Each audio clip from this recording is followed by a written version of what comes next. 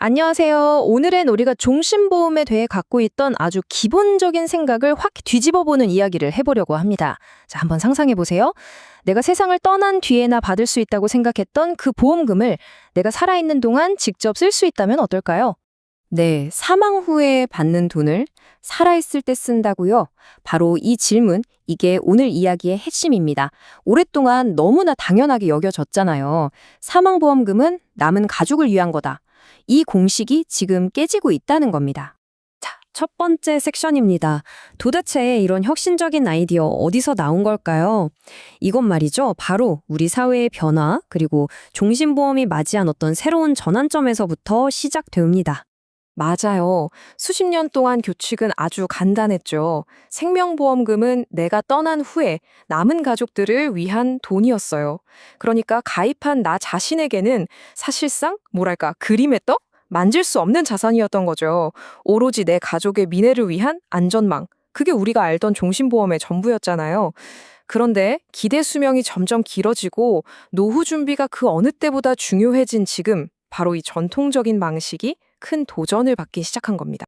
그런데 말이죠. 이 기존 보험에는 아주 중요한 딜레마가 하나 숨어 있었습니다. 바로 자산은 있는데 당장 쓸 현금이 없는 그런 현실 말이에요. 이게 무슨 말이냐면요. 많은 은퇴자분들이 지금 당장 생활비가 필요한데 정작 자산의 상당 부분이 미래를 위해 꽁꽁 묶여 있다는 거죠. 생각해 보세요.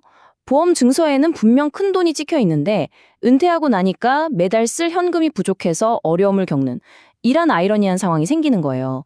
이게 바로 고령화 시대가 마주한 좀 안타까운 현실이기도 하고요. 한 가입자분은 이렇게 말씀하셨어요.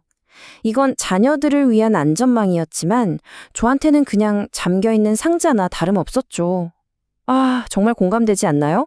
많은 분들이 아마 이런 답답함을 느끼셨을 겁니다. 바로 이 문제를 어떻게 해결할 수 있을까? 그 고민에서 모든 게 시작된 겁니다. 그래서 드디어 해결책이 등장합니다. 바로 그 혜택을 미리 잠금 해지하는 거죠. 미래의 자산인 사망보험금을 현재로 쭉 끌어당겨 오는 것. 이걸 바로 유동화 제도라고 부릅니다. 네, 오늘의 핵심 개념, 바로 사망보험금 유동화입니다. 만 55세 이상의 종신보험 가입자가 사망보험금을 살아있는 동안 연금이나 서비스 형태로 미리 받을 수 있게 하는 제도인데요. 말이 조금 어렵게 들릴 수 있는데 아주 간단해요. 그냥 미래에 받을 돈을 담보로 잡고 지금 당장 현금을 만들어내는 거라고 생각하시면 됩니다. 그러니까 더 이상 죽음 이후에만 의미가 있는 돈이 아니게 된 거죠. 자, 표를 보시면 변화가 한눈에 딱 들어오죠? 예전에는 어땠나요? 사망 후에만, 그것도 수익자에게만 지급되는 나에겐 꽁꽁 묶인 자산이었죠. 그런데 이제는요, 만 55세부터 내가 직접 연금처럼 받을 수 있는 아주 유연한 은퇴 자산으로 바뀌는 겁니다. 그러니까 남겨줄 돈에서 지금 내가 쓸 돈으로 자산의 성격 자체가 완전히 바뀌는 거예요. 그럼 이 돈으로 구체적으로 뭘 할 수 있을까요? 두 가지 방법이 있어요. 첫째는 매달 개인연금처럼 따박따박 받는 겁니다. 이걸로 생활비에 보탤 수 있겠죠? 둘째는 요양이나 간병, 건강관리 같은 서비스로 이용하는 거예요. 은퇴 후에 정말 꼭 필요한 것들이잖아요. 훨씬 더 현실적인 도움이 될 겁니다. 그리고 이게 일부 몇몇 사람들한테만 해당하는 얘기가 아니에요. 이게 중요합니다. 내년 1월 2일부터는요, 이 제도를 이용할 수 있는 보험사가 기존 5개에서 무려 19개로 확 늘어납니다. 이건 사실상 거의 대부분의 종신보험 가입자분들께 새로운 선택지가 열린다는 뜻이죠.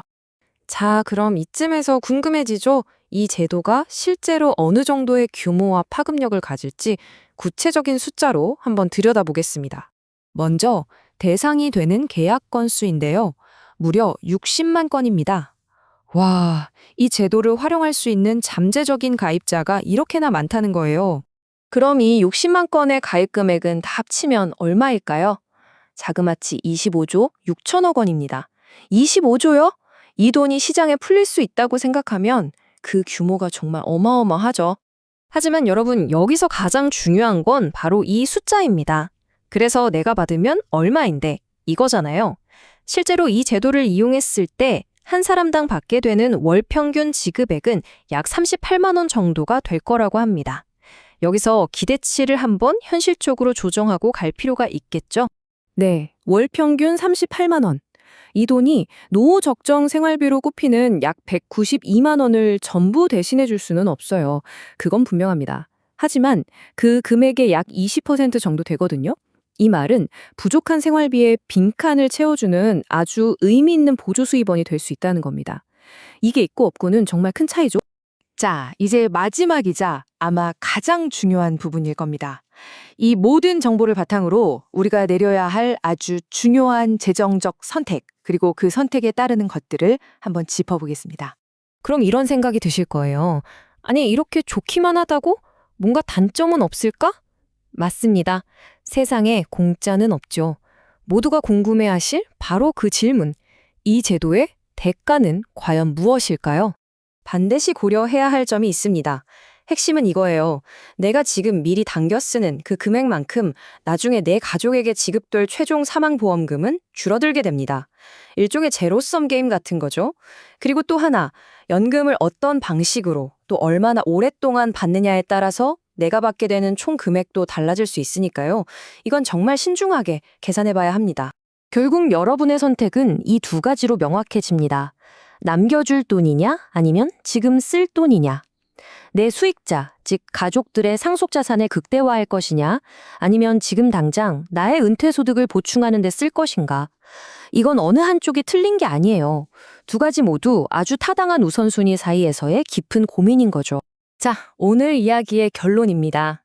이제 종신보험에 대한 질문은 단순히 무엇을 남길 것인가에서 언제 그 돈을 사용할 것인가로 바뀌었습니다. 여러분의 재정 계획에 이 새로운 질문을 한번 던져보실 시간입니다. 여러분의 선택은 과연 무엇인가요?